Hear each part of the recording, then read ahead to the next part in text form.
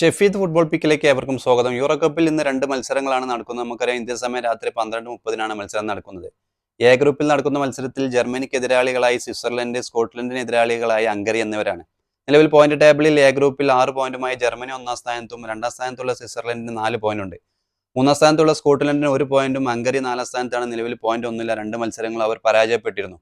പക്ഷേ ഏത് ടീം ആയാലും എഴുതിത്തള്ളാൻ കഴിയില്ല. കാരണം 4 മികച്ച മൂന്നാം സ്ഥാനക്കാർക്ക് രണ്ടാം റൗണ്ടിലേക്ക് പ്രവേശിക്കാം. അതുകൊണ്ട് തന്നെ നിലവിൽ യൂറോ കപ്പിൽ നിന്ന് ഒരു ടീം പുറത്തുപോയി എന്ന് പറയാൻ കഴിയില്ല. ആ രീതിയിലാണ് കാര്യങ്ങൾ മുന്നോട്ട് പോകുന്നത്.